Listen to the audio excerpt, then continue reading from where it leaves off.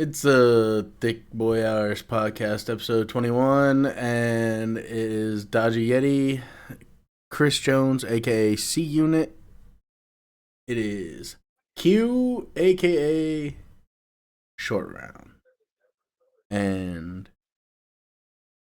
we are in the middle of a record breaking snowstorm that Yeah, there's everybody's scared snow up as to my fuck about. ears. But how y'all doing with all this snowstorm shenanigans? Not too shabby. My dog likes to be out in the snow, so it's a double-edged sword. I Fair ain't enough. doing shit. I was yesterday. Dominique is wanting to do like a D&D campaign every other Ooh. Saturday or something like that. So Ooh. yesterday technically was supposed to be the day that everybody made their characters because the only people that have books is Dominique and me, and we're doing like this D&D Beyond thing. It's a lot of it's going to be centered around Waterdeep and stuff like that, which is if you're a D&D lore person or fans of Forgotten Realms, you'll know all about Waterdeep and the people from that world. So I did that yesterday since nobody was going anywhere, but it didn't really start snowing until this morning. I did I'm sure you guys see my post. I played some Modern on Friday. Uh I did not got see this fourth one. place. Fourth place out of 15, which wasn't bad. Oh Uh yeah?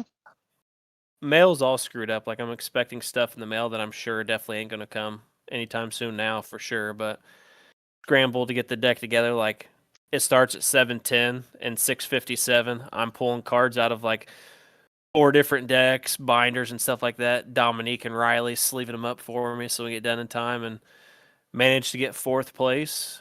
I beat Blake in the first round. One of the people I went with beat Blake 2-1, and then he was playing a VV deck, blue red combo deck, which is cool.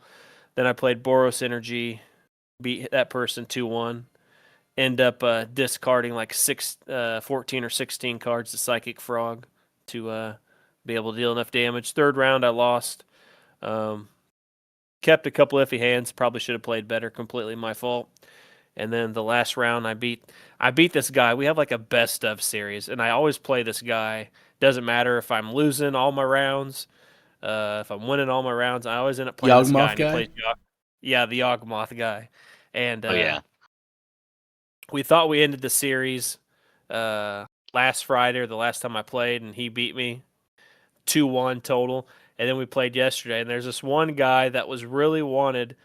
His name's Derek Davis, and he really wanted Goryo's Vengeance because he ordered some, and they either sent him the wrong copies, so he had like two Ultimate Masters and two of the uh, old school Kamigawa ones, the real good looking ones. And I said, man, if I beat this guy in the last round, I'll fucking trade you the cards. So I immediately lose game one. I said, well, it doesn't look good for you. And then luckily I managed to win game two, and then game three was really close. So I trade him the Goryo's Vengeance, and he traded me the Ultimate Masters ones and gave me $18. So I kind of made out and had Damn. some good had some good food. I was hoping to play some Magic and D&D yesterday, but it didn't work out because of the snow. But might have to. I don't want to, but might take vacation Monday and Tuesday if I can squeeze that in, and maybe go play Magic Tuesday if I can. But that's all I'm doing. I'm glad to be get Q on the podcast since he was busy yesterday being a real life superhero. So Scooper here, Uh, bro. somebody else can take that from me. Good lord. It was cold yesterday, guys. I'm not fronting not even a little bit about how cold it was. And I huffed a lot of fumes throwing that house out. I was gonna say that video was kind of funny with the big Q lips. That's my favorite filter. Snapchat gave me like an end of the year thing for last year, and it was like you use this filter 700 times or something like stupid like that. And it's Good like God. and you only sent 800 Snapchats or something. So like every Snapchat I sent, I had that filter on. If I could figure out how to put that filter on this camera, I would have that filter on for the podcast. You probably can figure it out. Yeah, actually, I'm gonna look into it. But yeah, no. Taking off Monday don't sound too bad right now. Yeah. I got 6 vacation days left for the rest of the year, and 3 of them will be used in June. So I have 3 days left, and they're available for whatever. So Yeah. Damn. Oh yeah, because you use a lot of them at the start of your. I do. I take like 28 days off, and it's fucking glorious. I bet it is. I bet it fucking is to have pretty much a whole month off from work. But so the Xbox Direct happened. And It did. I was partially wrong. But we ended up with a release date anyways. So there was that. I don't remember what it was. Fall. They didn't give like a specific day of fall. They just said autumn 2026, which is why I said I was partially wrong. But I'll admit it. I was expecting an exact release date, but I'm going to guarantee 100% that they'll probably give the release date at the event in June. It would just make kicking sense. kicking the can. Yep. That's what they do too. That's why I have trust issues with them, Chris. Yeah. That's why I won't believe it's going to be here till it's in my computer. Well, I was overconfident and not remembering what exactly a developer direct is, which, expect a lot of gameplay, less talk. I expected more gameplay and stuff, but less talk from developers. I completely forgot that, it's called a developer direct for a reason. So, Yeah. but, Shit, I don't there want were talking from the peoples. I want the gameplay. I do like to hear how people make some things, but I was right about they were going to show more than what they said. It just wasn't Halo or Gears. It just happened to be Kiln, which is a small, cool, interesting game from Double Fine Studios, where you are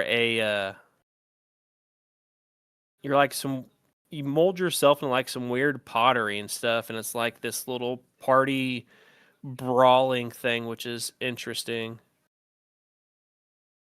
It's a multiplayer pottery party brawler about pots that transforms into playable characters via an in-game pottery reel. It says to expect high energy, expressive multiplayer action, and it was re-revealed today. And it's cool how these games came about, because if you've watched the podcast in the past, you would know that me and Q have talked about how much we really want the creative minds of the small time developers to be able to flourish and stuff like that. And what Double Fine Studios does, they're the ones that make like Psychonauts and those types of games. And what they do, and hopefully I explain it right, is they have like this 2-week time period. It doesn't matter what they're doing, what they're developing.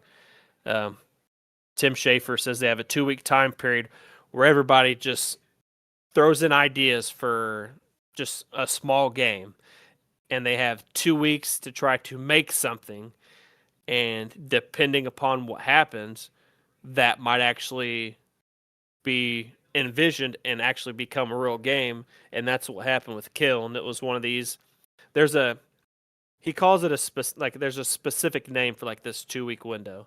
And like they give all these developers that work for Double Fine Studios a chance to pitch an idea, try to create something in 2 weeks, and if it sticks or has some legs, then we get to see stuff like Kiln. And it's not I forget the example that they gave during the direct, but it's not the first time that a game from this 2-week time frame has came to fruition. So it was pretty cool to see something like that. Did you guys actually watch any of the trailers besides Fable? I didn't. Nope. I seen a little bit of the Forza stuff, but that was about it. this game's actually kind of funny looking. It's kind of cool. Yeah, like I they had have heard lots about the of pot game. there's lots of party gang brawlers, stuff like that, and they always end up being like it's a type of situation where you don't have to put like an exorbitant amount of thought into something. You get on there, we just kick the shit out of each other, and it's just like it reminds me of what is the game that where people run across the obstacle course? You have like the little weird characters. Oh, Fall Guys. Yeah, it kind of reminds me like it's not Fall Guys, but it's like in the realm of Fall Guys, like Yeah. mindless fun that could, you would play the game and you would lose track of time. That's I kind of what love those games. I love that they're starting to make, because we played like Repo, and I've never played Fall Guys before, but we played all of the ones that came out where it's like you and 5 of your friends get on and play this game, and you have uh like comms where you're actually using the game's audio, and I've had a lot of fun with those games. But I think we're also hitting a point where, like, Among Us and stuff, like Among Us was the one that started it all. Yep. But we're hitting this point now where it's like every game can't just be that for $5, because everybody's played all of those types of games. The closest one that got to getting out of that realm while still being that was Peak. Did you ever play Peak, Chris? I did not, but I know what it is. It is fun as hell for like 2 hours. You go through and you do your one round, and then you're like satisfied with the game and you're done. Hardly ever did I do like multiple, unless we died like immediately or something like that. But hardly ever did I play multiple and I feel like that's how those games should be. It shouldn't be like, let's spend 25 minutes at a time doing these little games, you know. I like those games. I'm glad that they're coming out with them. The other one I'm excited about is Beast of Reincarnation. We talked about that before. Hold on a minute before we jump to that, because yes, that game looks fucking awesome. The games that this is similar to that it's showing me is Elden Ring. That's on my hard drive. Hot game? Yeah, the pot pottery game is game? similar to Elden Ring. That's It's awesome. It's funny that you say that because I've been planning to do some type of article where it's like Xbox versus PlayStation versus Nintendo. What's like the good, the bad, and the ugly for each console. And one of the things that irritates me about Xbox's store is like I don't know if it's the same because I've not tried it recently, but I would go in there and I would type in strategy because everybody knows I like strategy games. I go in there, type strategy, and it would bring up like Fortnite and like 2 other games that is not a strategy game. So it's kind of funny that Well, you to mentioned be it says honest, like that's for like Elden Ring. the strategy game that you're talking about, because you're talking about like the turn-based, like top-down, like moving squares and shit. Like, Just like that or like Command and Conquer related strategy, but yeah. like those things get made so infrequently, they almost feel like they're fucking dead, or at least like what's supposed to be in that category.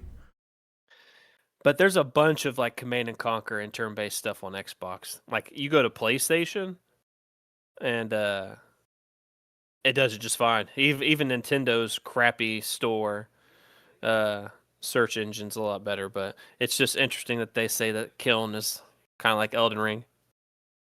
Yeah, I fucking had to deal with Nintendo's stupid shit last night as well. You have to get a special app to transfer the data of your uh what was it? Animal Original Crossing. Switch? Oh, Animal Crossing. Your Animal Crossing island, because the transfer data thing that's already on the Switch isn't good enough to just transfer the island when you're doing that. You have to go get a special app and got to run it on both of them at the same time in order to transfer your fucking island. What the fuck? Yeah. Yeah. I mean, it's about as silly as all the Pokemon games going from, all right, you use a cord to trade. Okay, you use the game to trade. Okay, you got both games plugged in. You can bring them up. Okay, well, now we have an app to bring everything up. It's like, oh, well, that app's too old now. So now we got a new app, and you can transfer everything from the old app into the new app for free. And just on all the Nintendo, I feel like, does all that connection stuff totally last. They make the whole game. They're like, all right, now how can we make this as complicated as possible for everyone? Which is funny because they were the first people to start, like, I don't necessarily say innovation, but they're the first ones that like started like having like the extra attachments, like Yeah. the Rumble Pack.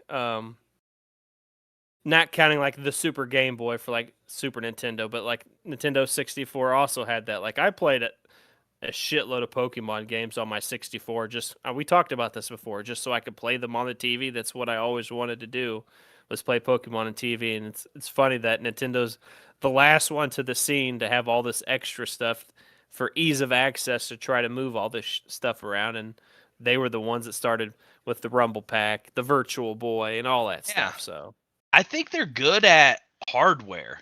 I think Nintendo is excellent. Every time I've ever gotten like a piece of Nintendo hardware, be it the Game Boy, the Wii, all of that, I think everything always feels good and is very intuitive. Maybe besides the Wii U. I heard a lot of people complain about the Wii U. But it's always the software part. It's like we built this whole badass game that you guys are going to love, but for you to interact with it anyway and continue loving it and continue doing your thing, we make it difficult on you. Especially like when you're making the Switch 2 and you know that Animal Crossing came out and everybody played it, and then you know that after the Switch 2 is it's set in and everybody has their Switch 2 now, you're going to drop a big Animal Crossing update that's going to make everybody come back to their islands. You got to make that a smooth transition. Yeah. And I will say that I don't have a Switch 2, so I don't know how good the accessories and all that stuff is, but they have started to move in the right direction of like communication online with people. Like PC and Xbox, I think, has always been able to do it well with like before Discord it was TeamSpeak, if you guys remember that. Now we got Discord. Xbox Party Chat, ever since we've had Xbox Live, has always been well. PlayStation has struggled with a good party system. And then like the Switch One, you had to have like a phone app, special earbuds, and all this extra shit. Well, now on the Switch 2, you can just buy like a camera. You could have like the little windows or whatever it was for online gameplay, at least during Mario Kart. I don't know about other games or whatever, but the I watched communication somebody ability is there. I watched somebody talk about that whenever they were trying to like sell it or whatever, like try and talk about how it was good, and the party system seemed fucking better than before, but convoluted as shit. And Yeah. I don't know. It was fucking stupid. I think there's some redundancy in there because as much as everybody wants to say that it's not, Nintendo really, really directs everything towards kids. The majority of the people who are going to be playing the Mario Kart, I mean, I guess that's unfair to say nowadays, but in their eyes, they're making a 10 and under game for people. So Because they that's make who will all of play it that. on the regular basis. Yes, yeah. And they make all of that online connection and being able for people to see your camera and stuff like that. I feel like they do that in a very specific way to save privacy. Like you have to go through so many hoops because you have to really know who you're about to connect with, and you have to really, you're going through all these hoops, or your mom and dad's helping you a lot because you're connecting with the person that you need to be connecting with. A little bit of privacy on top of everything, which I don't think is bad, but also set your parental controls, make it hard then, and just do like everybody else do. Xbox blew my mind the first time I booted up my Xbox 360, and it was buding, hey, jump into my Xbox Live party. Press one button, I'm talking to all my friends on my shitty headset that only has one earbud because it came with my Xbox 360, and I didn't know you could buy better Oh, I remember those headsets. fucking headsets, man. I always loved They were just the awful. wireless one that was just one ear. Like that one to me was like really cool because it just sat on my fucking ear, Yeah. and like you could hear it just fine. And it's funny that we're talking about Nintendo because and Pokemon. We mentioned that briefly because the people behind Beasts of Reincarnation, Game Freak, is known to be a big developer for Nintendo, i.e., the Pokemon franchise, because the Pokemon franchise has a weird ownership where Game Freak owns this part, Nintendo owns this part, and whatever the hell the third one is, they own this part. So it's just really weird. And Game Freak is behind Beast of Reincarnation. Pokemon's not the only thing that they've done, and I can't remember. It doesn't say in the article I'm looking at right now what the other games is, but they do have other games that they have developed. So definitely, if you're interested in those, look into those. But something I want to mention while we're talking about Beasts of Reincarnation, which looks really cool. I've watched all the trailers. I'll be right back.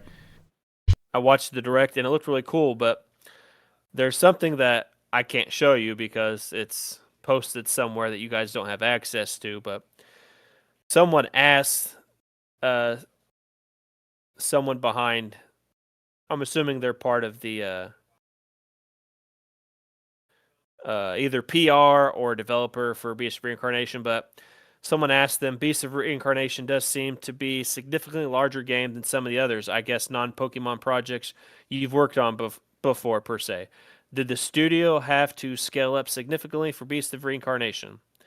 And then the response from Furoshima, and I'm assuming he is a big developer for Game Freak, says the team is quite large, as you can imagine, but I will note that it's not all folks internally here at Game Freak. They manage to seek a lot of partner companies to work with us, companies, studios that are able to realize the vision of this game in a way that we wanted to make it. So we're lucky to have a lot of people working on it externally as well. And it says PR reached out post interview to clarify that the internal Game Freak team working on Beast Reincarnation is relatively small while still playing a core lead in the development of the game. So what that means is, while the Game Freak people are working on Beast of Reincarnation, it's being outsourced to a lot of other people. So it'll be interesting to see what happens because I've not played the other games by Game Freak. I'm a big Pokemon fan. We've talked about this before. I'm sure everybody knows this by now. So I'm sure the game will be great, but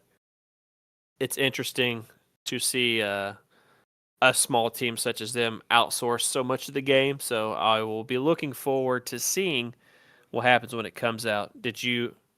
You said you didn't watch the trailers or anything like that, but what did you think of Beast of Reincarnation?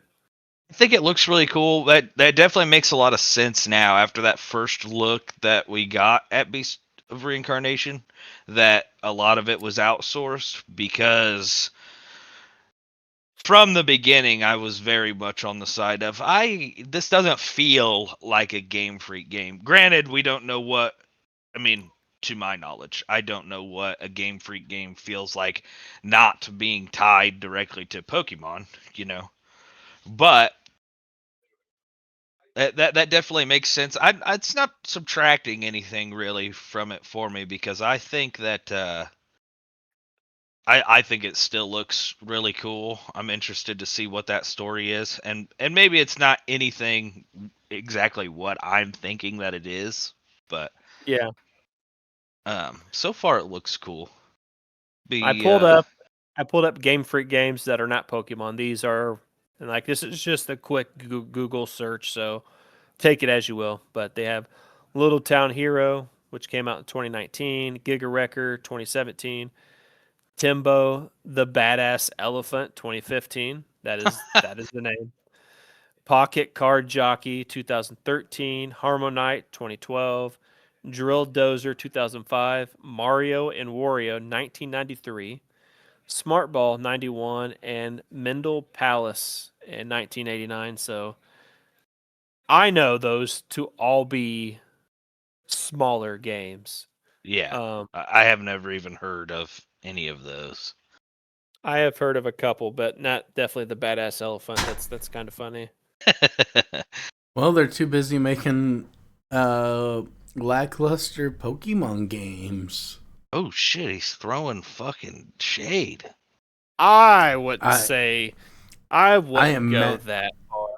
I am mad throwing shade because ZA was very fucking lackluster. ZA They was definitely aren't not gonna go off the good. porch. You gotta buy the expansion, dude. No, if the base game ain't good, I don't need the expansion. That's Did why you buy did the Game expansion. did Game Freak even make ZA? I thought that was Uh, made by somebody else. Yeah, I don't think Game Freak does the throwback games. I could be wrong though. well, it says that they made Arceus. That's what I assumed. Yeah, I'm not sure. But Forza Horizon 6. Hold on. We didn't get your opinion on Beast of Reincarnation. What'd you think about that, Skags, before we go on to the next one? Developer Game Freak, fuck Game Freak. Yeah. Uh, no, it looks really good, and it looks it looks like they kind of took a little bit from Pokemon in like the way that they've created some of the character like enemies and stuff like that, with like some of the wood deer and shit. Like that, they just have like a very creative flair to some of them. Almost like they got to get the creativity out that the Pokemon Company wouldn't let them or whatever. I don't know what it's going on, but yeah, it looked really cool. I liked some of the enemies that they looked really cool. So I'll look into getting it the more I see of it. So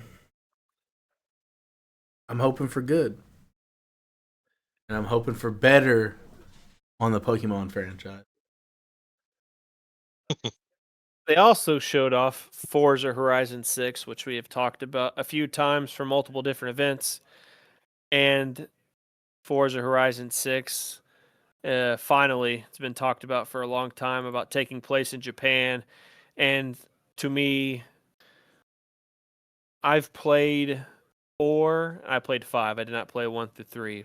But to me, and I think it's probably had an effect since like Fast and Furious Tokyo Drift, because I know a lot of people, if they were Fast and Furious fans, they weren't giant fans of that one per se, because Vin Diesel and Paul Walker and Brewster and Rodriguez and everybody else that was all these other main names weren't in there. It's the best one. Vin Diesel technically is at the very end. If you watch um, Fast and Furious 6, technically shows a little extra clip from Tokyo Drift where Jason Statham's, we're not going to get into the timeline, all that stuff, but No, the Fast some and of Furious some of the, franchise cuts off there for me. some of the uh just from Tokyo Drift, the Yakuza series, any game for me, and this is me personally, my opinion, that's taken place in Japan, like it's always I've never really played like a small game where they're not going to go into like details of like the background setting, all that stuff. But all the games that I've played that have taken place in Japan have all been done really well, art style. I don't know what the famous like the crosswalk is, like, but like the very end of the movie of Tokyo Drift, we're like drifting around that when they're running from quote unquote the DK, the Drift King or whatever, and Han and the American guy were drifting around there, just and to see them incorporate that legendary crosswalk into Forza Horizon 6, and to see the lights, the scenery, the buildings, the people, the mountains going from like real time, like it's not snowing or whatever here, but as we go towards the mountains and stuff, and it's starting to snow, like it naturally is transitioning into that to see just Japan's a really beautiful place. And if I would have had the money, I would have went there last year instead of LA. But to be able to experience that on the road, off the road, because Forza Horizon is the world is your oyster, and you get to like have your own garage and house and build up these areas and stuff like that, store your cars. So I am really looking forward to it. I've played the regular Forza games. I played the Forza Horizon games. I played the Need for Speed games. I played the Gran Turismo games. Ridge Racer, Project Gotham. I don't think I've been this hyped for a racing game since Need for Speed Underground 2, and that is my favorite racing game of all time. Ooh, They made I a don't. new Midnight Club in a while. No, they haven't. Midnight Club was the superior one in my mind, but no, they haven't. They have not.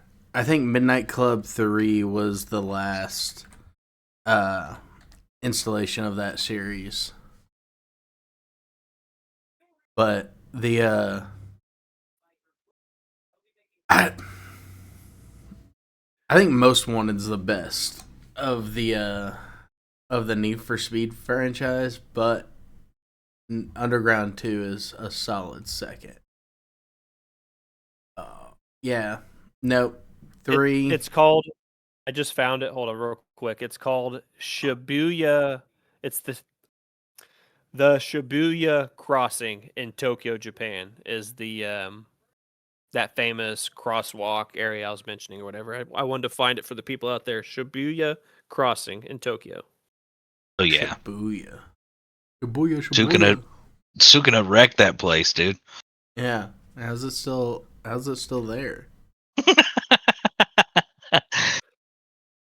So I don't know I how kind you of want to guys play feel Midnight about Club now. racing games, but how do you guys feel about the Forza Horizon series and this one finally taking place in Japan? I played a lot of racing games when I was a kid, but I think that was just like that's what my dad or my grandma, whoever was buying the games, that's what they had. So like I never had like a hatred for racing games, but they weren't my favorite games to play. Yeah. But I've been seeing the Forza games and stuff, and I've truthfully thought about picking one up just for the sake of they do look fun and it looks cool to like go around and race and everything.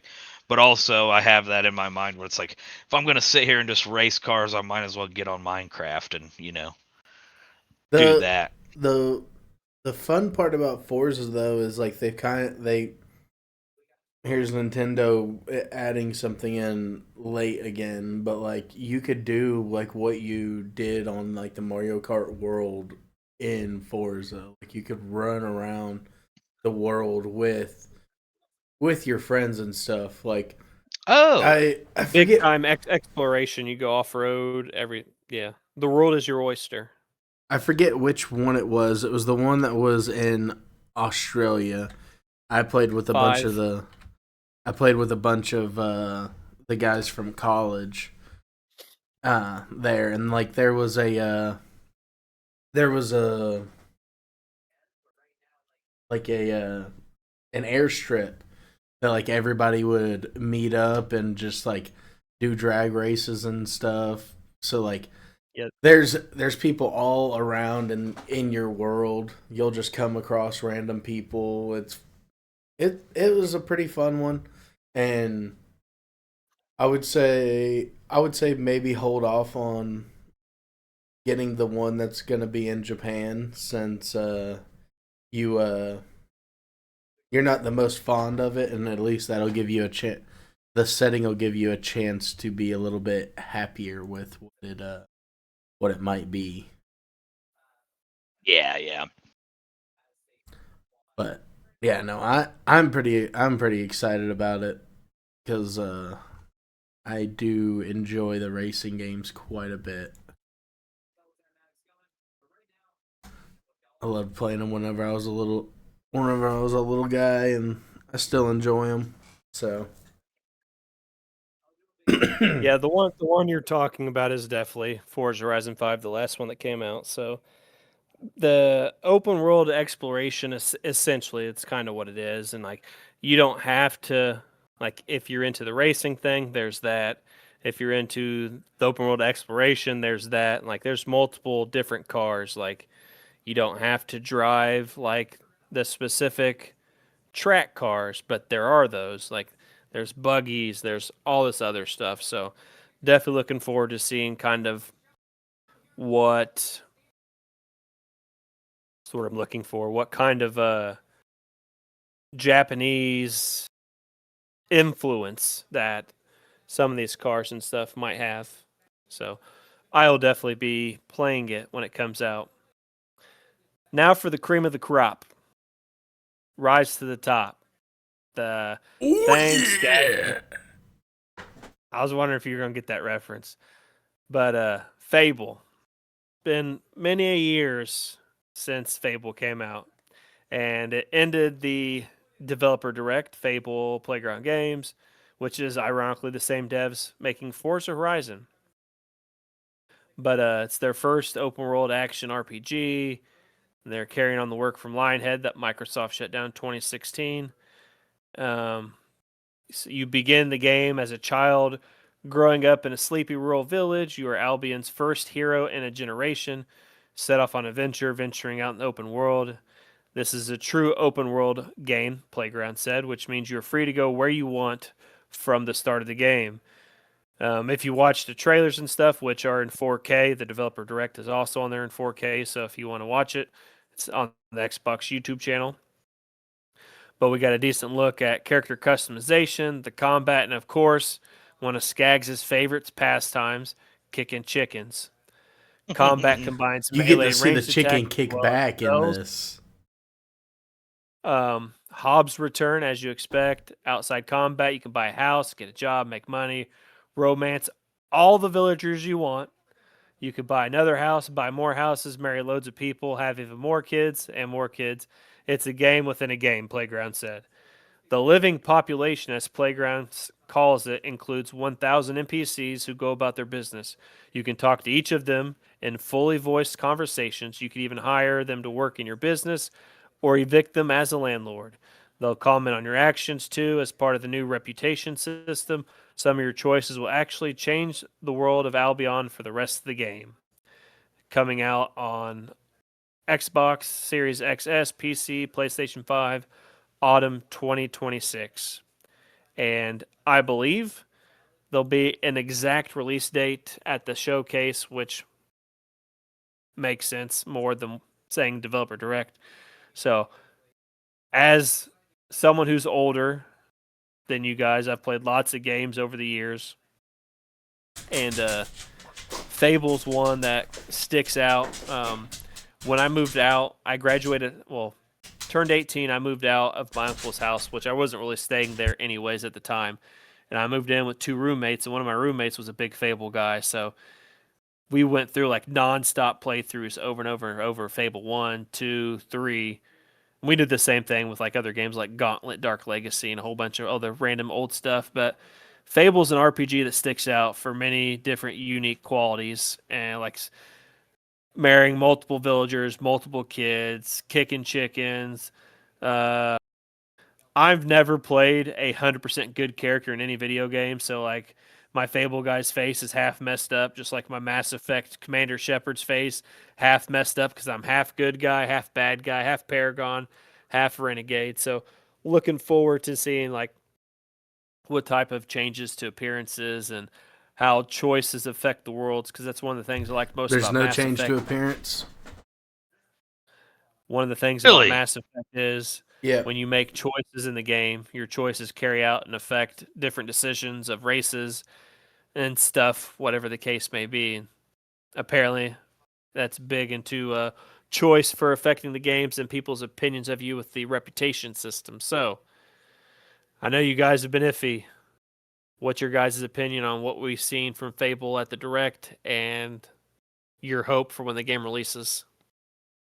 Well, there's no change to appearance, which that does really suck when it comes to if you're good or you're bad. But everything else looks pretty good. I'm excited for it. I know a lot of people have been like saying that they wish it was like a little bit more cartoony rather than realistic, and I can't agree. I like the Never in change that up. boat. Yeah, I'm never in the boat of I want it to be more cartoony than real, but the everything else I like. I like it. So we'll we'll see if they do it well. I can't. The one thing I can't wait for is to see if they can give me like the same vibes as like 2 and 3 when it comes to like the Balverines, because Yeah. going through the forest, and I want to say it was 2 when you first see the Balverines and you can't really see shit in the forest and it's all rainy and thundery, and they just start jumping out of trees, and I'm like,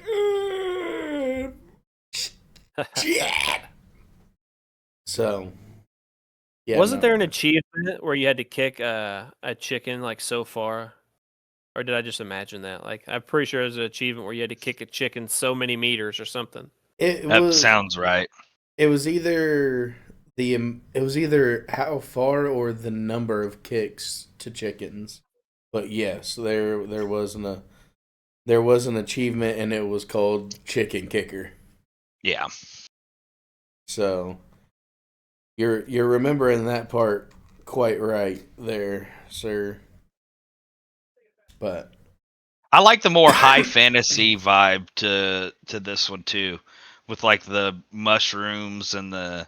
It looks a lot brighter than what I remember the old Fable games being, which to me is a good thing. I like that. I like the variety because what they're saying, it's been how many hundreds of years since there's been a hero? A generation, Oh, okay. I think is what it said. I'd have to pull. I already exited the article. I'm pretty sure No, yeah, it's you're all right. a generation. Yeah. But, if it's been a long time since we've had a hero, then maybe the world has changed a little bit. I like that. So, And I do think it's also interesting that they're going like more folklore, fabled, uh, yeah. play on the name fabled, and like fairy tale type situation. Um, and like Skag said, I also don't necessarily want a cartoony version like the old school fables were. I think that's one of the reasons why World of Warcraft doesn't rate like highly on my. If I go like top MMOs of all time of my favorites, World of Warcraft's kind of lower because the characters seem a little too a cart. cartoony.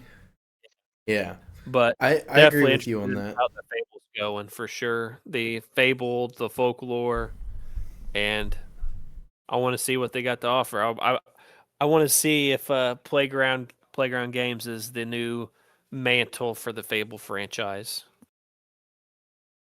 Oh, I'm excited. And not only that, why in the world did anybody ever expect Playground Studios, known for making some of the most beautiful games, expect them or want them to go cartoony with it? Like you were gonna get Legends Arceus or Legends ZA with it. Fuck out of here. Yeah. They No, no. Give me my realistic. I One thing I do hope is in there. I hope they have like the two things. I hope they do the magic system the same, where like you got to hold the button to go up tiers of magic to cast the higher tiers of magic, and I hope there's still the time control, because the time control, if you just quick tap the button and like did a directional in 2 and I think 3, you would just teleport. So I could teleport around like all the enemies and just smash them in the back. It was great. Mm. So And they do have a big thing. Everybody thought they were going to be originally playing as just the chick that's been in all the trailers, but there's a character customization, male, female, whatever you want to be, you get to create your hero. yeah, Thus, so you don't have to cry anymore online. they But there's one more. Go they ahead, added sorry. No more that post. crying. I'm pretty positive. Yeah, people didn't necessarily want to play as like the female or whatever. Some people have issues playing as female characters. I didn't like it for the fact that like Fable is supposed to be a game that is like completely 100% your choice from start to finish. Yeah, And you're the guy. I started to, well, if you were taking away that one, how much more of the game is going to be like on rails to me was kind of where I was at with it. Was like, what if you're taking away the first choice like that? That impacts like how a lot of people play. Because honestly, I could have played as a chick and it would have been fine. Yeah. Because I'm gonna put a suit of armor on her that looks cool, and I'm not even gonna know that it is.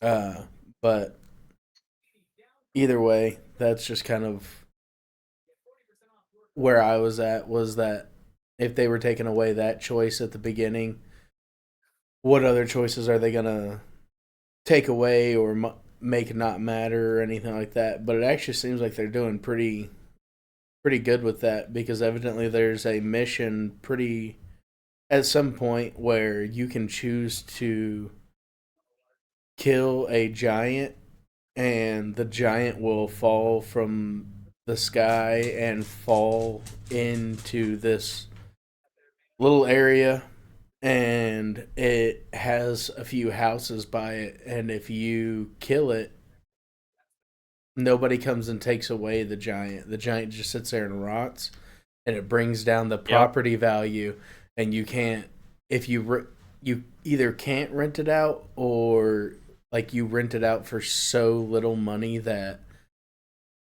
it doesn't even really matter and you can't sell it for anything. So like property value goes down based on like decisions that you make and everything like that too. I was like, you know what? That's actually super dope. I like that. That's cool. Yeah. And it does have the dry British humor that, you would expect to come from Fable game. Like, I forget exactly the image I've seen, but there was one image where it showed someone call like it was like a description for somebody, and like, no, it was their opinion of you, and their opinion of you was that you were a rich twat. So Rich twat. definitely looking forward to the humor. Oh We had yeah. one more announcement that you guys probably don't know about because it wasn't during the direct. It happened right after the direct. So if you are not paying attention, you would not know. But they showed Beast of Reincarnation. They showed Iln from Double Fine. They showed Forza. They showed the much anticipated Fable.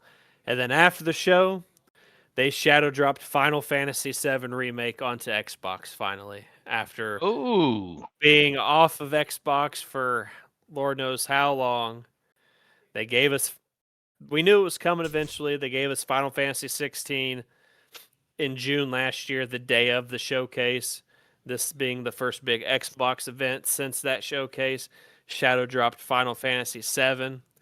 So who knows? Maybe in June they shadow drop Final Fantasy VII Rebirth after that same day, and then like they announced that the third game in the series is coming out day one on all consoles. But everybody out there that's been waiting for it, Final Fantasy VII Intergrade remake has been dropped onto Xbox, as well as Final Fantasy 1 and 2 both being in Game Pass. So if you're interested in checking those out, make sure to go do so. So what do you guys think? Final Fantasy has not been on Xbox in a long time. Xbox obviously been not known even when games were exclusive for big time JRPGs. We've not really had any since like Blue Dragon and Lost Odyssey, which were both great games in their own rights.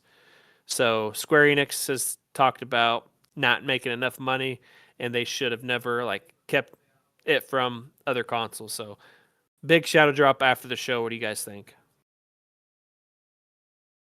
I mean, cool for anybody that wanted it. Doesn't really grind my gears nor does it get them going. But I I'm liking these random shadow drops for old games though, like the Oblivion, Final Fantasy Yep. VII, and I do believe that Bethesda's supposed to be doing it with Fallout, either Fallout 3 or Fallout New Vegas. And Both. I don't know which one's supposed to be coming first or if they're all coming at the same time because I've heard mixed things about either one.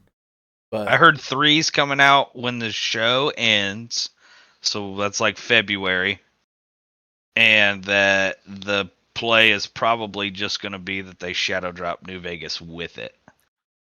yeah, and see that's what I've heard the most is that both of them are going to be shadow dropped at the same time, pretty much, and that makes me happy because I would prefer a New Vegas shadow drop, and I will be going straight for New Vegas instead of 3, but I will follow it up with playing 3 because 3 was a good game, but I did not play enough of New Vegas, I feel like. So, I want to I've play not more. played either, so I've watched my buddies play Fallout 3 a lot. I've started New Vegas and just always get sidetracked with something else that pop up. So when the Fallout TV series ends and the game comes out that day, because for the people that see it, there's a countdown.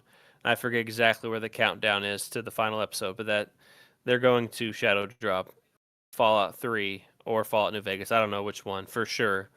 The day the show ends. So I Yeah. will definitely play New Vegas when it comes out for the first time. And it's cool to see. I also agree with Skaggs shadow dropping stuff, and then, like shadow dropped Oblivion. It sold well. Was the highest selling game on Steam for a short time. Um, it just shows that if it's something that's critically acclaimed or something that people want, like you don't even have to have a big marketing campaign because that's the one thing that you don't get when you shadow drop a game is you don't get all the extra marketing. You don't get the Super Bowl commercials, the um, NBA commercials, the just all the extra commercials where they're for video games or whatever the product is you're trying to advertise for. So shadow dropping something, you don't get that access. And to see that Oblivion gets shadow dropped and then did as good as it did is definitely good to see. So Yeah. Any game that's like an old release like that, yeah, you definitely don't need a marketing campaign for it. You just need to give it to the people and they'll take care of the rest from there. Like they've especially when it comes to remakes and shit like that, like they've already made their decision on whether or not they're going to buy it or not. Like without knowing that it was there. Cuz Oh yeah. there's so many times that like I've been like, man, if they released like a remastered Fable 2 or Fable 3, I'd buy it immediately, or if they remastered X or Y, like like if they did a Call of Duty Modern Warfare 2 like 1-to-1, I'd buy that shit immediately. And I'd be probably playing the hell out of it. I had so much fun playing that. But then there's Need for Speed 2, Carbon, Most Wanted, stuff like that. If they were 1-to-ones, absolutely. I would go and I would play the shit out of it. I still have my PlayStation 2 hooked up right now, and like I can only have 3 consoles hooked up to this TV, but my other TV that went out before this one, it had the PlayStation 2, the Switch, the Xbox, and a PlayStation. So currently, the Switch I think is the one that's not hooked up right now to the TV. But I play old games all the time, so I would definitely play them if they were to come out on the current console. Speaking of the Switch, so as you guys know, the Thick Boy Hours podcast, we started doing some challenges. And we finally got the first challenge in the books with our budget commander, $100 budget. Commander didn't count for the $100, and commander had to be not within the top 100. We recorded that, and if you watched that outcome, you did see that I came out victorious, and instead of Quentin choosing which punishment he wanted, he decided to leave it up to fate, as Quentin tends to do, and usually has pretty good luck, to be honest, if you count pack battles. But left it up to fate, and Quentin will be eating the most sour candy. Skaggs will be eating the hot. No. No. Quentin will be eating the hot chip that he didn't want to eat, and Skaggs will be eating the sour candy whenever we get those. And that leads us to the next challenge I want to talk about before we get to the next topic. Hold on a minute. So we had talked about like when we were gonna do these. We talked about doing it on a podcast, but I think we should give the persons we should give the people like challenges to do, like with it being Q, and it could even be me and Q. You gotta hunt a like 9-star Legiacris, or like Seregios. Okay. After you eat the hot chip, obviously it needs to be recorded or something. So, Yeah. do you think you think you could do that with the issues that you have with Monster Hunter? Oh, probably, yeah. I was gonna say you can use solo. I was gonna say do it solo with support hunters. I don't care. It doesn't matter. But like that part, I think would be hilarious to watch. Trying to win. Yeah, me dying on the hot chip. Okay, I like that. I say we put a pin in that, and we'll figure it out more after. But I like that idea, and I think I get to pick yours. Oh, you get to pick my monster. I get to pick your monster. You get to pick my monster. I get to pick your monster. Yeah. And yours has to be more strenuous than mine.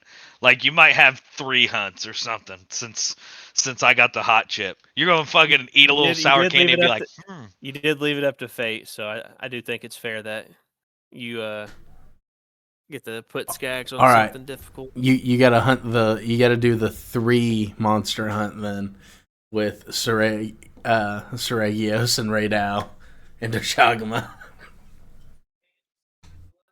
All right, we'll figure that out later. So at some point, that will happen, and there'll be a videos up on the YouTube channel. But this podcast is going up on the YouTube after I issued and talked about the next Pokemon challenge, which will be up on the YouTube. Like I said, if you've not watched it as of this podcast, go back and look at it. But the next challenge is a Pokemon challenge. And what this challenge is it's a doubles battles challenge. And we're going with Regulation G. We could just do the current regulation, but I don't want to, and it's not as fun. But Regulation G is you have access to Pokemon from Paldea Pokédex, number 1 through 400, Kitagami Pokédex, number 1 through 200, and the Blueberry Pokédex, 1 through 242. And there's a list of all the Pokemon on the website, so you don't have to worry about it. And you're only allowed to use 1 restricted Pokemon. All Pokemon will be set to level 50, which is common, no duplicate items, and then it just has, the time settings and all that extra stuff. So for people out there that don't know, is when you do doubles battles, you obviously have 6 Pokemon. You don't technically have to have 6, but it would be smart to have 6. You would pick 4 of those. Obviously, your 2 starting Pokemon, 2 Pokemon in the back, and then you battle it out. And the way this is going to work for us is there's 3 of us. So obviously, we'll draw names or we'll do something out of a hat, and then those 2 people will play each other. So say it's me and Q. Me and Q will play each other. If Q beats me, then either I will play Skaggs or Skaggs will play Q. Then if Q beats Skaggs, me and Skaggs would play each other. And since Q had already beat both of us twice, whoever wins between me and Skaggs would then have to beat Q twice or whatever the case may be. And I'll explain it more in details later. But the one thing I'm going to allow for this challenge, since it's my pick, is rental teams. So if you look up a Regulation G rental team you want to use, by all means, go ahead. If you want to use Regulation G, regionals, worlds, whatever you want to do, completely okay with it. Go ahead. Just got to follow the one restricted Pokemon and limited to the 3 Pokédexes that were mentioned. I have actually already picked my team from Regulation G, and unlike the commanders and stuff for Magic, I don't think we should reveal each other's teams until then, because obviously certain Pokemon can metagame other Pokemon per se. However, I will say we have already talked about this team that I have selected for myself before, so I am looking forward to this challenge 2. I don't have any punishments in mind. I figure we can agree on that all together like the last ones. But Regulation G doubles battles is Thick Boy Hours Podcast Challenge 2. What do you guys think? Oh yeah. I mean, I'm down for it. I think I don't like the regulation that you picked, but that's fine. What's wrong with Regulation G? I don't like legendaries and mythicals being in there. You only get one restricted Pokemon, and a lot of those legendaries and mythics are cut out. I mean, there's not a whole lot that's taken out, honestly.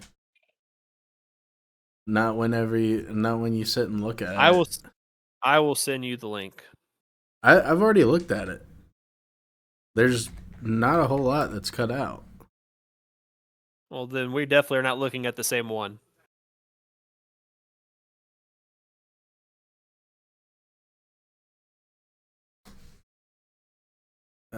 Regulation because G. the restricted Pokemon that you can only use one of is either Mewtwo, Lugia, Ho-Oh, Kyogre, Groudon, Rayquaza, Dialga, Palkia, Giratina, Reshiram, Zekrom, Kyurem, Cosmog. I know but all of them are eligible. You can use any of them. You're just limited to one of them. But I don't know. I just don't like legendary Pokemon. That's my own personal gripe. You have the option to not use a legendary Pokemon. Yeah. So I can set myself up for absolute failure. No, sir. Depends on the strategy. I have tried the team that I've selected out, and I would say at least probably 60 to 70% of the time, I don't even use the restricted Pokemon that I'm using. My team has a I don't want to give too much away.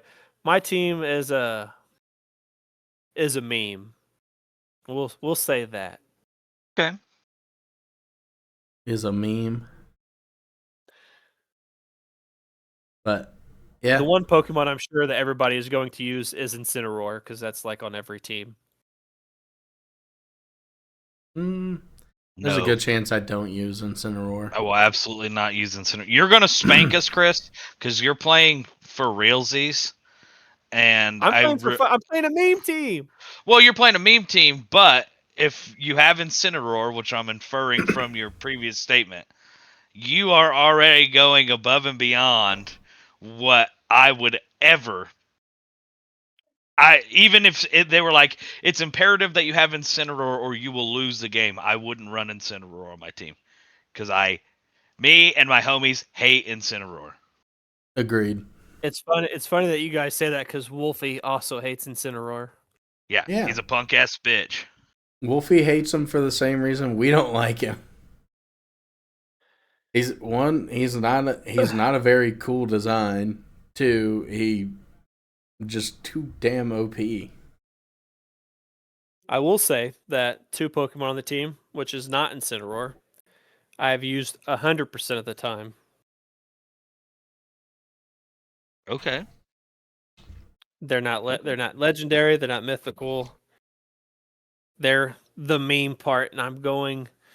My goal for this is to try to beat you both at least once in the matches with the meme aspect. Okay.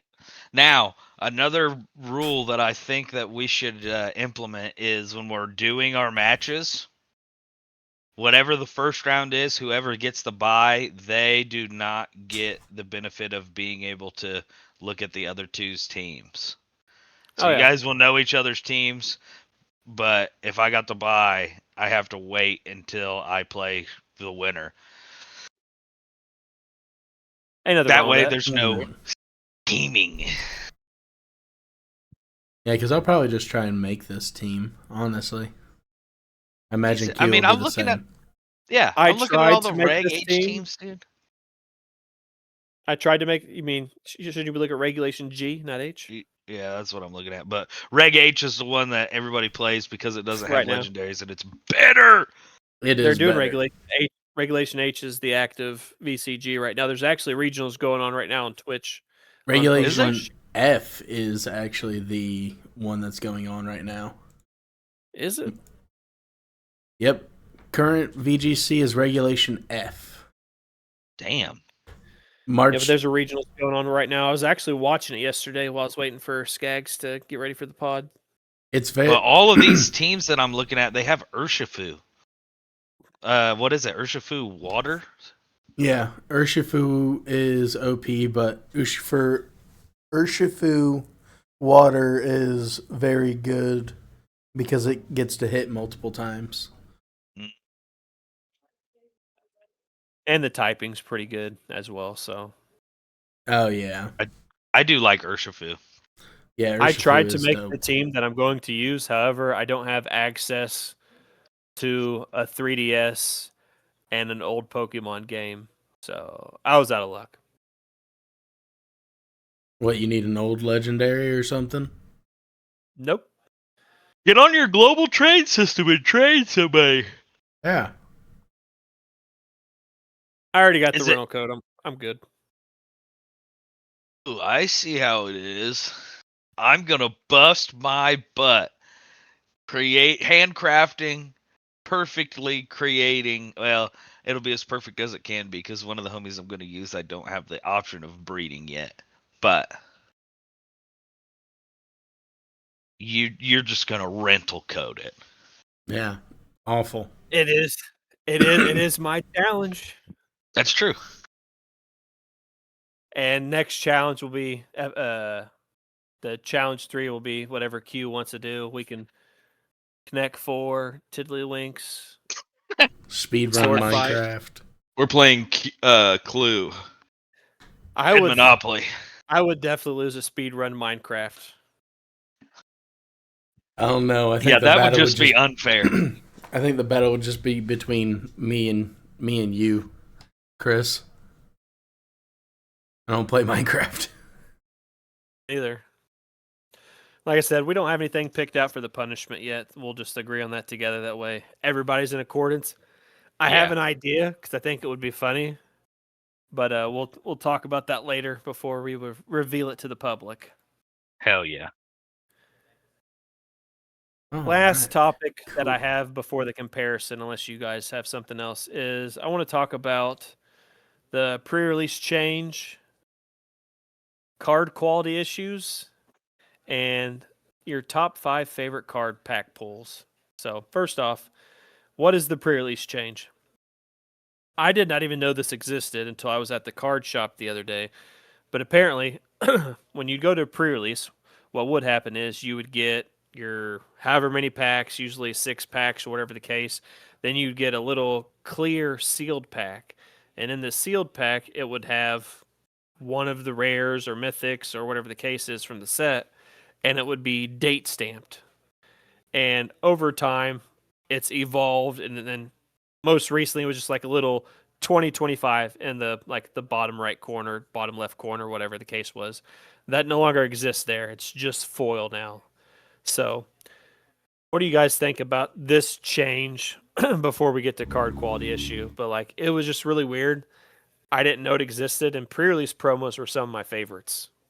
They don't even have Uh, like the magic like planeswalker stamp or anything on there anymore. Not that I know of. That that is stupid. Yeah, they are once again just trying to dominate the secondary market because they're so worried that cards are holding value that they don't intrinsically give value.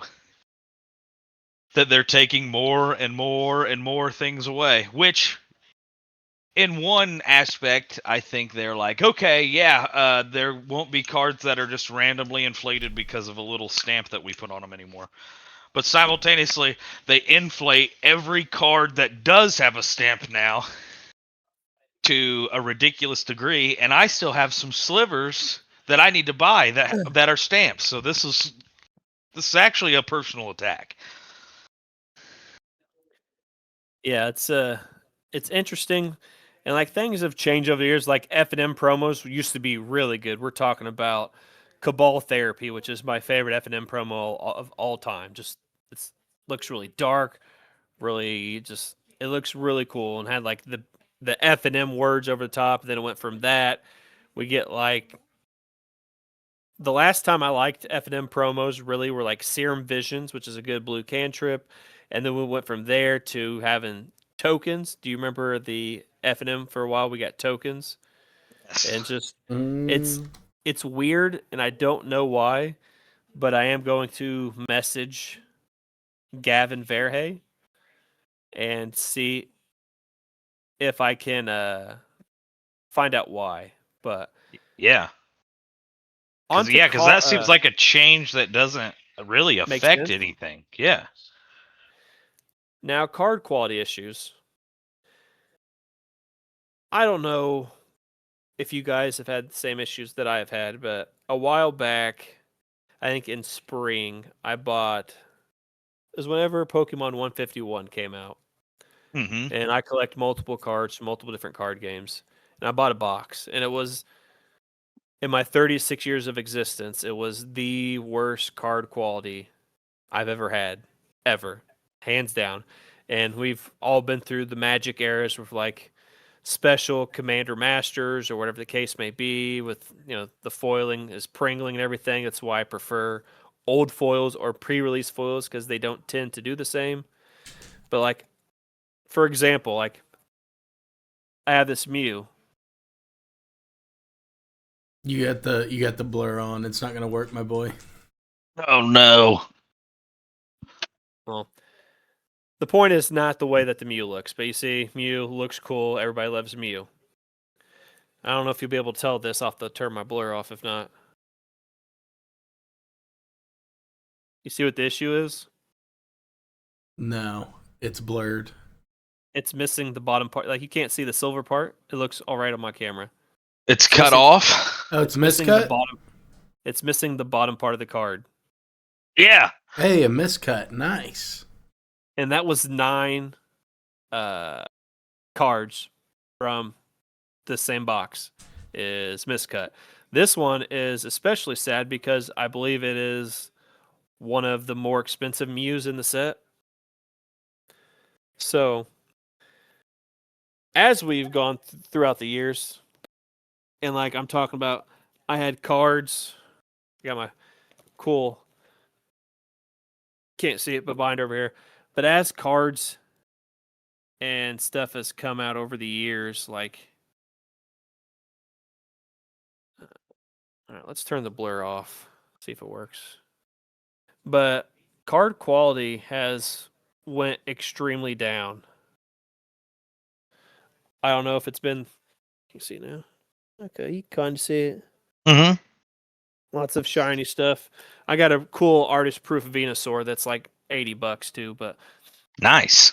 card quality has went down a lot, and I noticed it. Like we've noticed it over the years with the different Magic stuff, but to see 9 miscut cards from the same box and one of the most expensive cards in the set being miscut, and like it is not just miscut to where it's missing the bottom part of the card. It's like it feels like somehow in like the process of putting the cards into the pack or something like that, like the bottom part is crimped, so it's miscut, and like the bottom part is crimped. It feels like the bottom part is folded over into the back. It is Oh, really that's weird, and cool. I'll have Hmm. to show you guys at some point. So, What is it? A what do you? Mew VMAX? Give me a second. I'll find it again. So as I look for the Mew, what do you guys think? It just like, is there a way that card quality can like recover, or are we just here for Pokemon, Magic, Yu-Gi-Oh, whatever the case, Digimon, One Piece? Just I'm not seeing any One Piece issues yet, but like, That's are we? exactly the point, I think, is Pokemon is so hard pressed to slap out as many cards as possible because they know that every single card that they print will sell regardless, that's why they're having such a quality issue. Now, the quality issues that I've been hearing about Magic, but they've been going on for since we were all still regularly playing, is the Pringling on the Magic side of things, and probably with Pokemon too. But Pringling, they have got to get that figured out because that is a horrible issue. But with the Pokemon thing, I 100% chalk that up to we don't care what it looks like because we actually I think that they don't care about the secondary market so much that it doesn't matter to them. We know that every single card we print will sell out, so we just give you whatever comes off the printers and looks decently okay to the naked eye. And there you go. You guys can cry about your secondary market that's not doing the best because this card is misprint or whatever it is. We just sell the cards. Yep. So that's Pokemon's fault and problem, and I say fault and problem like it stops any of these ridiculous neckbeard scalpers from running out there and just buying every bit of Pokemon that exists. But No, because they're starting to This turn to Mew is One Piece not the now. most expensive one anymore. The prices have flipped. It is Mew EX. Mew EX. Okay. Yeah, when it came out, it was $40, but it is not the most expensive now. That would be one of the other Mews that I have. No, I was just gonna look and see it, like, because sometimes miscuts are worth more Miscut than might be more. what a normal one is, and like depending on how messed up it is how much more money you get. Like you got It's chopped it's off it's in hard to crimp. describe like the feeling of the bottom of the card, like to where it feels folded over. But I'll definitely I will definitely bring it over to you guys whenever I see you guys next. But I agree with you, Q, on the fact that the Pokemon one is probably just because they're trying to pump out so much so often that that's just what it's going to be. Like there's really no changing it to it. It's just until like everybody ends up going on over to One Piece, this is what we this is what we have. This is what we get. So it's just kind of our our life at that point. And then when it comes to Magic, I think Wizard sucks. So The one thing I don't understand is we know that they have the ability. Like, I don't know. I know obviously over years process change to become more efficient. All that stuff happens in every line of work, whether it's printing cards, fast food industry, all of our jobs. Over time, there's a process that changes, to make things more efficient, et cetera, blah blah blah.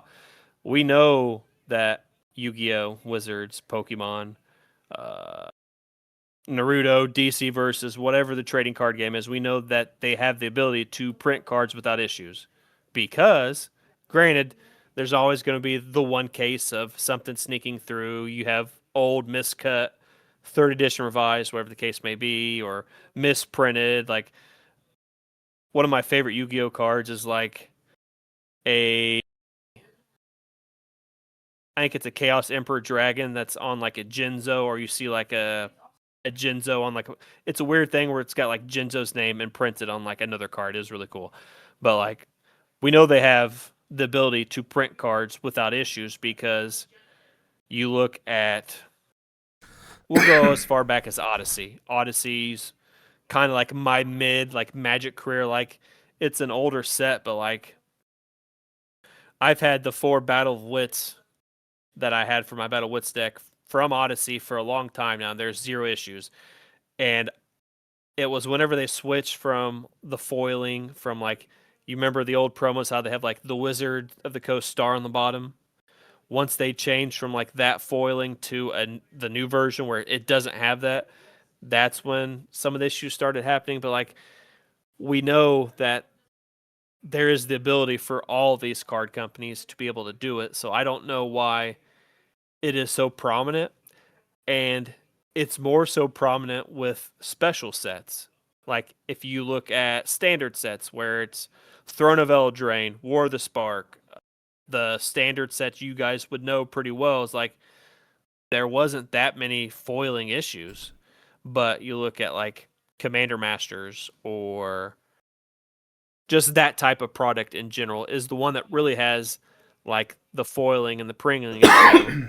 And like something weird happened recently but it was with standard cards. I had 4 foil Faithful Mendings for a long time. Came from a standard set, don't remember which one. Like, they're in my playable box, big white box. It's the one I'd put, like, what you guys would owe me money on, the whatever the case was. Like, it's never been rained on. But, like, just over time, like, even some cards, I don't know if it's, like, weather-based, but somehow these cards are warped. And I tried to use them on Friday. Luckily, I had other copies that weren't foil, but, like, it is a foiling process issue that is, I think, is slowly trickling into normal products, which is a big issue. And I think that Wizards of the Coast, the Pokemon Company, Konami need to revisit on what made their product quality good, so to speak. Like, we know they have the ability. We've seen it. We've witnessed it. So I don't know. I don't think that like they're dumb or they're stupid, but they have the ability. And I think it's over the years all of the efficiency based stuff has changed the way we do things and sometimes not for the better. Yeah, it's not necessarily that they're like dumb or stupid. I think they just know that what they can get away with and like what they can't get away with. And one thing that they can get away with is just not doing what they're supposed what people expect them to do, which is have quality. They know that they can just put out the card, and as long as the card's good for like a week and then it starts pringling, then you know, whatever. We can just say that people aren't storing their stuff right, and Yep. Pass the buck on to the people who play our game, who buy our product, and that's exactly what happens. And everybody's just kind of like, "Yep, nope, that is what it is." Do do do do. Yep. Yeah, because this box sits in the middle of my coffee table. I've taken it outside once since I moved here 2 years ago. Yeah. Yep.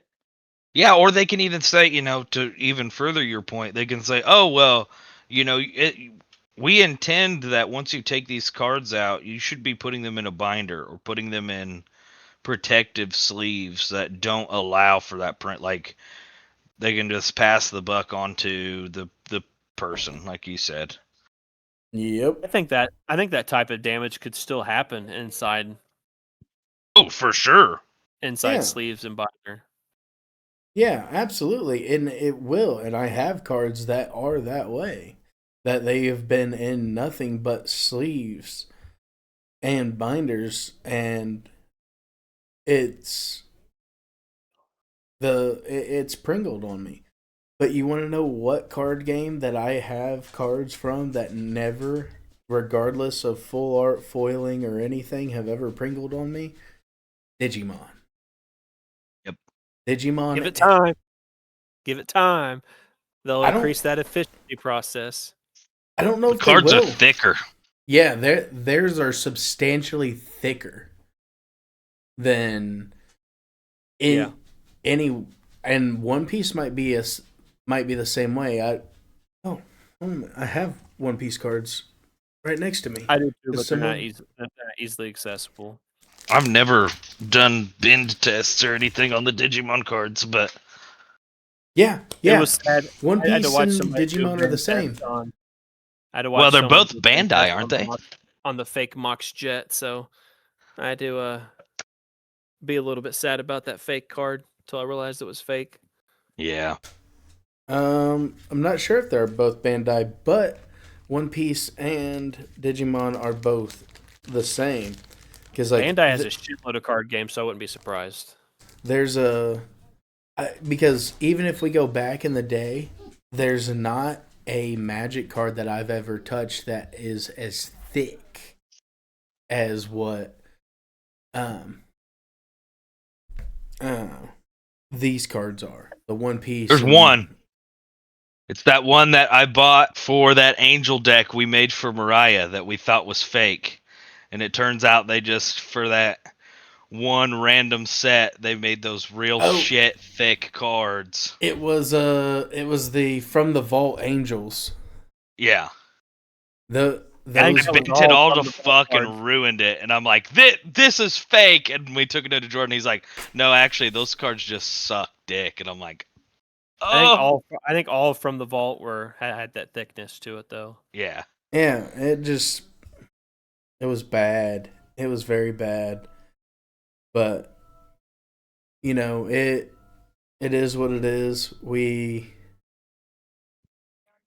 just go on. We continue to buy their shitty product, and It's definitely an efficiency upgrade process thing, because like, and it's got to be just how fast these machines or whatever packs these cards into packs, because like the box of 151, like I'll just have to show you, like there's like I have like Nido Kings that are dinged and dented on the corners. Like I would say 90, I'd be confident saying 90% of the packs had at least one dinged or a corner messed up throughout the whole box. And 90% is crazy. Luckily, not all of the expensive cards, pricier cards were dinged. So that is a good thing. Last part of this topic, more positive, is I want to talk about our top 5 favorite pools. And I actually wrote an article about this, and it came up on my timeline, which is why I wanted to mention it. And I'm sure we all have fond memories of cards that we have pulled, so I'll go first to give you guys some time to think about it. So first off, my number 5 slot, my first ever booster draft I did at Jimmy Albee's store. I don't know if you guys remember Jimmy Albee. He's the one that taught me how to play Magic. Like, I wouldn't be playing Magic now or have met you guys if it wasn't for him getting me back into Magic in 2015. But he and his buddies had a shop in Franklin. I don't remember what it was called. It was like All Day Gaming or something like that. Played in my first booster draft. I'd never played. They gave me like a 30-second how-to. That's all I got. And it was Scars of Mirrodin.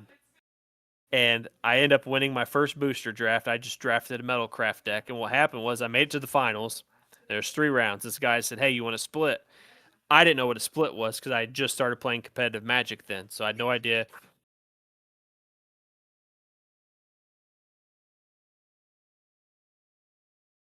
I did not know what a split was. So he explained it. We split. And then points wise, still put me in first place. So I take that as a win. I take that as first place regardless. And he's like, oh, I Yeah. could be. Can I see your deck? He's like, oh, this deck shit. I could have beat it. And I said, well, too bad you didn't. And then I proceeded to spend my store credit on Conflux packs. Conflux is the set that Nicol Bolas was first printed in.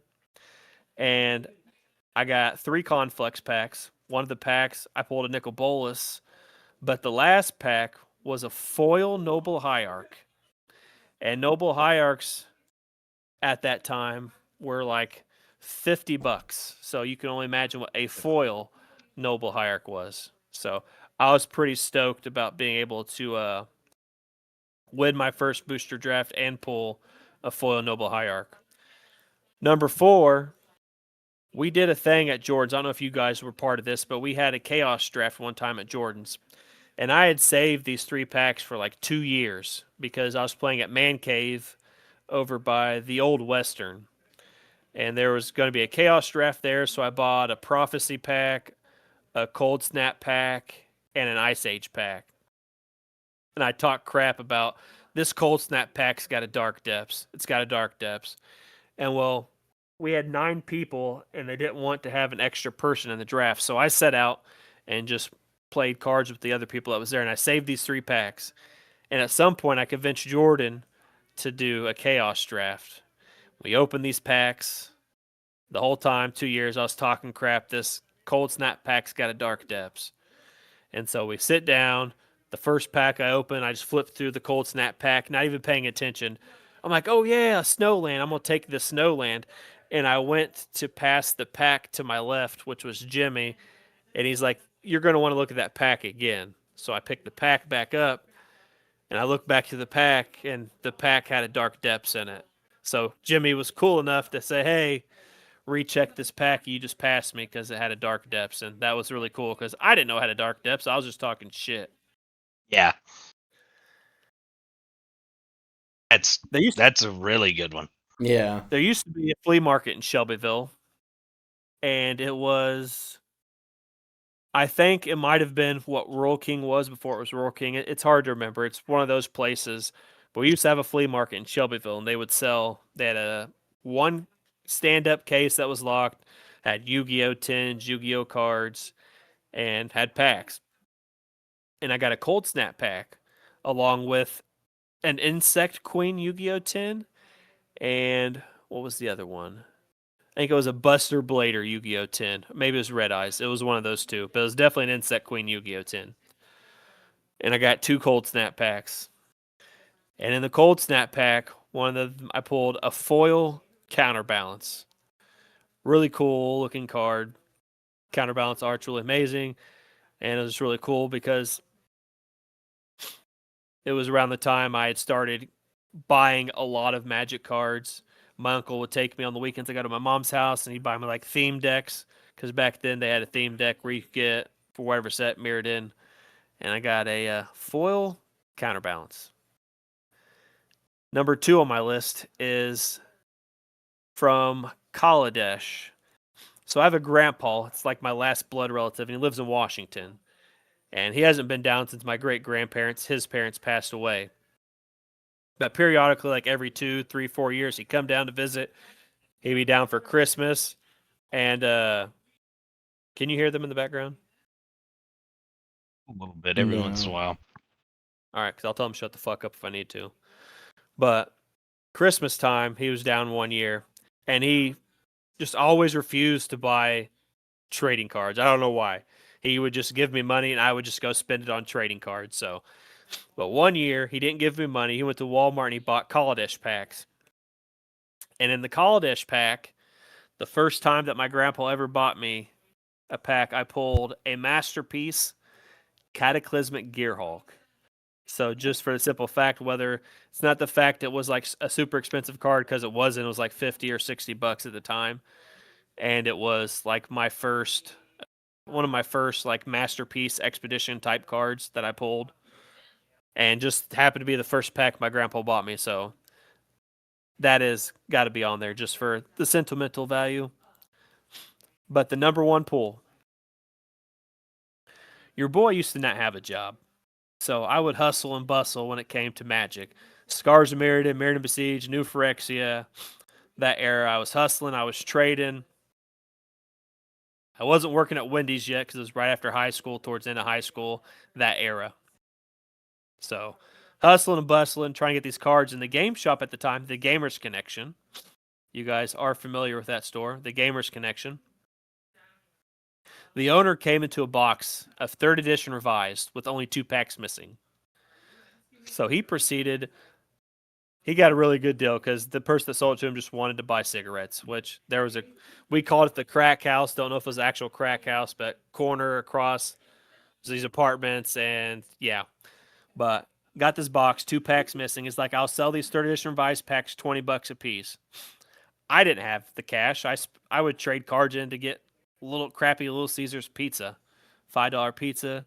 That's what I did back in the day. So I traded a Mycosynth Golem and just a few old cards that I knew he was interested in. Managed to get 2 packs. And the first pack, I open it, nothing. The rare was a Lord of the Pit, like a 15-cent card. So definitely not worth it. But I opened the second pack and I'm flipping through. This was before Commander was a really hot thing. I pulled a Soul Ring. 3rd edition revised Soul Ring goes probably $20 or $30 at the time. I don't know what it is now. Like, oh, that's kind of cool. Because we had just started playing Commander, so we were learning some of these mana rocks and all this stuff. But as I go a little bit farther into this pack, the hell is this weird looking land? And it was a Tundra. Your boy, the only one he's ever pulled. I pulled a dual land. I pulled a Tundra. It was $80 at the time. I sold it to this one guy. Immediately rode with him to Walmart to get money out of the ATM to go to Little Caesars to buy pizza. Go back to the card shop. The funny thing is, this guy traded this card to my buddy Josh Leclerc for in-game pet in a game called Repels. So just think about like WoW pets. He traded for exclusive in-game pet, which wasn't worth the card, to be honest. And then that guy gave me back the Tundra to use and borrow, and I had the Tundra for like 2 years. So really cool experience. I can say I got to pull a dual land. But what about you guys? Top 5 favorite pulls, or it doesn't have to be just Magic, but Magic's the ones I remember the best. I only have 2, so I'll go because, contrary to everybody's belief, I'm really bad at pulls. Like, I don't get a lot of heavy pulls, but that's why I like doing pack wars, because everybody else around me does, and I'll pull that dog shit 8-drop, uncommon Fact. card. I'll pull it twice, and guarantee the win. But 2 that I did have, Skags and I went to Walmart back when Walmart was open 24/7, and I think we went there at like 11 or 12, and we bought the Pokemon X and Y Evolutions packs. I forgot about this one. So this is kind of a tandem one. Yeah. I mean, this is my favorite one. This is my number 1, and then I'll give you my number 2. So we go in, we each buy a couple packs, I think. And our thing is, every time we go and buy packs, you pick one of your packs and you put it out for trade. If the other person agrees, you just trade those 2 packs. We only bought 1 pack apiece that night. Was it? Okay. Mm-hmm. So, 1 pack apiece, I put out the trade. He's like, you know what? Fuck it. We trade. So the Evolutions is where they did the reprints of all the old cards. So I'm like, I'd like to pull that Charizard. That would be fucking sick to have the fucking Charizard. And Skeggs is like, yeah, I want to pull the fucking Nidoking. Because they had the GX breaks or whatever in there. Yeah, the gold Nidoking that's like sideways. So we fucking get in the car and we fucking crack these packs and they're going through. Sure as shit, I fucking pull the fucking Charizard and he pulls the fucking Nidoking. Like the packs we swapped for were exactly what we wanted. So that one was super sick. My second favorite, it doesn't really count as a pack pull, but I went to Goodwill one time and found just a random. There was like I saw magic cards just in a loose bag. So I'm like, that's cool. So I'm like looking in the bag. It was all sealed, so you couldn't open it up. And I'm like, it's just random shit. And then there was I don't remember how to say it, but Rashaden Port That's Yeah. correct. from Mask. It had the Mask symbol on it, so it was the actual printing, the Yeah. old one. And at the time, it was like $115 or something like that. And I bought that whole thing for Yep. like $1. Came into Jordan's, traded that shit in. I bought 4 Rashad Ports when they were $110 a piece. Yep. Yeah. No, that It's funny. Before Skaggs goes, it's funny you mentioned that's why you pack battles, because you don't pull the good stuff and everybody else does. I think we've told this story before, but we had a big pack battle at Jordan's, and I pulled a foil fetch land in my pack and a regular fetch land, and I said I need to pull Sign of Draco. I need to pull Sign of Draco, and Q pulled the fucking Sign of Draco. Crazy. Baby, that was like 7-8 packs. We had a fat group on that one. I made out like a bandit on that one. yeah. So obviously that one that Q said was one. Just to keep up with the Pokemon theme, not too long ago, I picked up the whatever the latest like Team Rocket set was, and I bought 3 packs. I was with my girlfriend and her brother. Gave those two a pack apiece to open, and it just so happened that I opened the Giovanni's Nidoking with the full art and everything like that. Because, yeah, I actually got it sitting right here. Oh yeah. But there was that, and then what was the other one? Whenever I was it was whenever Theros was out, and like the original Theros, and everybody was using Elspeth Sun's Champion, and I ended up pulling a pack that had a foil Elspeth and a foil. What is that? Nylea? The green god with the bow? Nylea? Yeah. I'm gonna just say it. Is that. But both of those were foiled in the back. And I actually ended up just walking into a local LGS there in Ohio and trading a dude outright for a full mono red burn deck for that Elspeth, because I was lacking a deck at the point. But I just remembered a pull because of you. You mentioned the gods. The only time I went to this game shop, it was like Hometown Comics or something like that. And it was the event where I told you we talked about the Wolfie situation, the Emery situation, about the harassment, stuff like that, and that fucking weird girl sniffed me. yeah, Remember we talked about that, Q? Yeah. Well, at this event, you mentioned the gods. I remember I pulled a god pack, and what it was is your 15 cards were all of the gods. But I just don't rank that up with we'll say that was an honorable mention.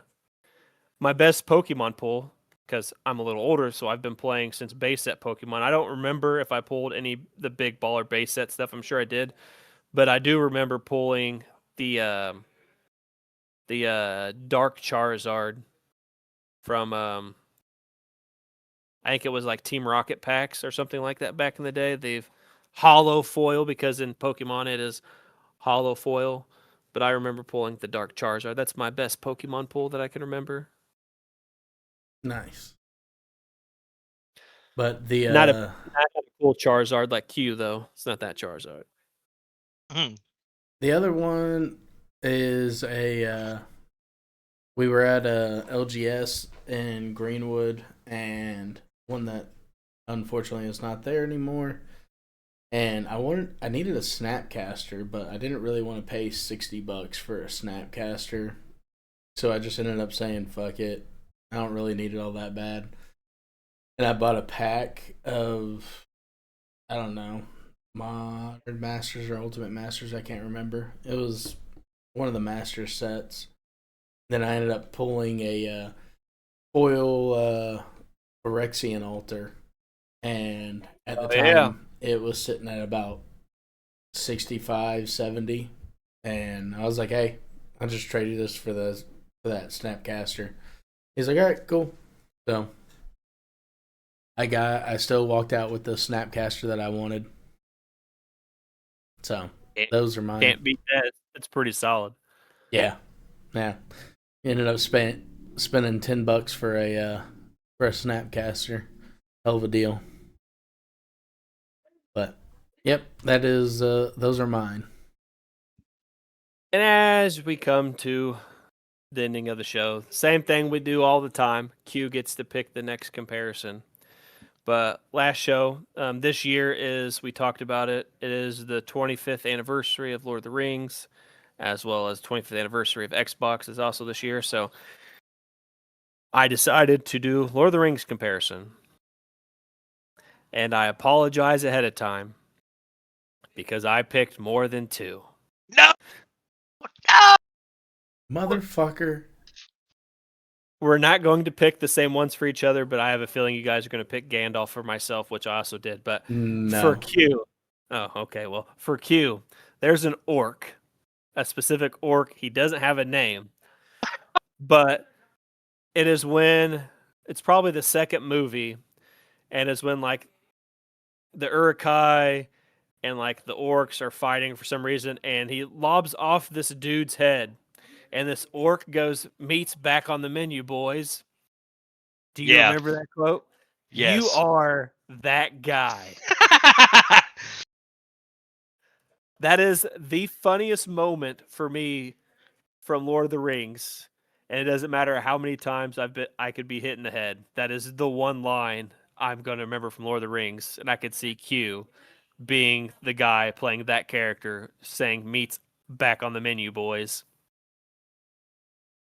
Now, as for the Lord of the Rings character that actually has a name, I picked Samwise Gamgee for his unwavering loyalty, his profound courage, groundedness, his resilience, and some might say even the true hero of Lord of the Rings. If you guys remember, Frodo failed and Sam picked his ass up. Well, Frodo lost the rest of his strength. Sam picked his little scrawny ass up and, stomped his way into Mount Doom, and, Frodo decided to keep the ring. Gollum jumped on his back. We know what happened from there, but you definitely give off Samwise. I also picked Radagast, which I'm sure you guys don't know who Radagast is. Yeah, Radagast, he's the green, right? I don't think he's the blue. I could be wrong. But he's eccentric, honest, energetic, maybe a little crazy. Do I need to tell the Mini Corn Dog story? Brown. The brown? Fuck. And then posers. See, it's not bad. It's not bad, but the character, because I always do a twins for you guys. I picked Pippin. Skaggs gets Mary. Pippin's good-natured, cheerful, inquisitive, impulsive, quick-thinking, loyal, bravery, and he has a lot of honor. Pippin learned a lot, and he proved a lot of people wrong, especially Gandalf, because if you remember when they're in the Mines of Moria, Pippin accidentally bumps into the fucking skeleton. It falls down the well, stirs all the fucking goblins, and whatever the case was. So, Pippin. But definitely the orc. Meat's back on the menu, boys. Meat's back on the menu. I think out of all of these, like that makes me laugh the most, and I think out of all of my friends, you make me laugh the most. So it's that orc guy. So Skaggs, I picked Gimli. Gimli's proud, he's fierce, he's loyal, has a lot of gruff humor, he's blunt at times, and the transformative friendship and competitiveness like with Legolas kind of sounds quite a bit like mine and Skaggs' relationship from just some random guy from backyard wrestling that I'm feuding to Magic to where we are today. It seems perfect to me. And then Boromir, brave, valiant, proud, headstrong, loyal, protective, tempted by power at times. Need I mention the surgical extraction deck? But he redeems himself. And then the twins. I said he gets Merry. Quentin got Pippin. Inseparable. Mary's loyal, protective, mischievous, brave, and resourceful. Gave us Legolas and Gimli. Throw me. Throw me. You got to be Gimli in that, though. Yeah, yeah. I gave myself Legolas. Oh, okay. Legolas is wise, observant, cheerful, competitive with Gimli, but loyal. Elrond is wise, knowledgeable, stoic, serious, a resilient leader, and willing to embrace friendships.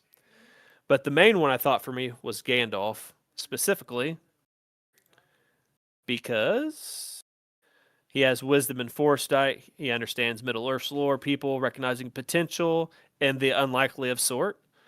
And he tries to guide events to a more good outcome. He shows pity and compassion to certain people, humility and service. He has patience, but he can be quick-tempered for foolishness. Provides inspiration, hope for people, very strategic and assertive, and a loyal leader. See, not as bad as you thought it was going to be. All right, well, I'll go ahead and do mine because mine's pretty quick. Chris, you get Samwise Gamgee. And Pippin for Q and Mary for me. I kept us in the trio of the Hobbit gang.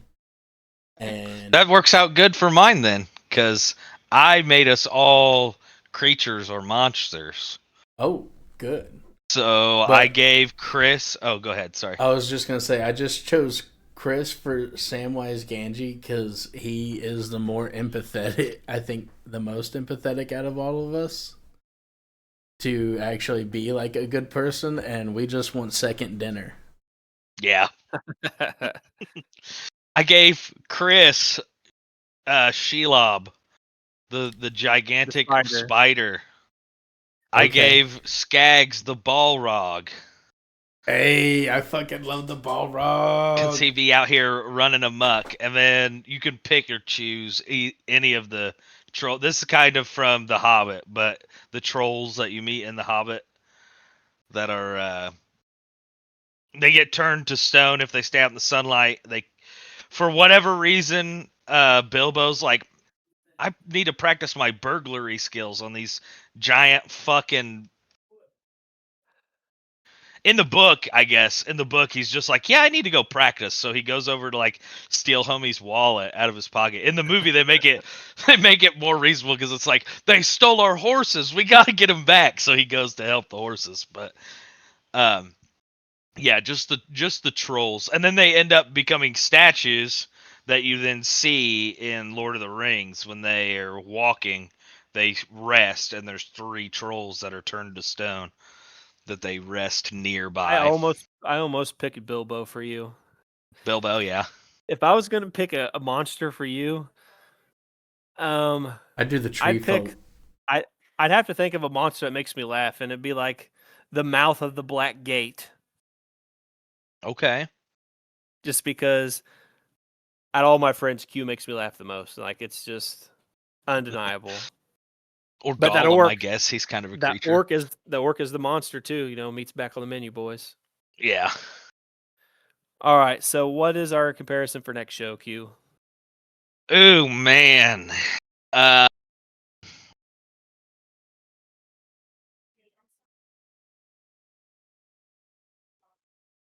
let's stay topical in what's going on right now. We talked a little bit about it earlier. We're gonna go Fallout. And we're gonna do another weird one that's not really a comparison. It's gonna be, would you survive in the wasteland, and what faction would you lean towards, if any faction at all? Okay. So obviously, because for clarification, you have to be out in the wasteland. That does not include. Oh no, you can be a vault dweller. Well, I was just saying, like, you leave your vault, you find another vault, like, take residence in that vault. So I'm just. Yeah.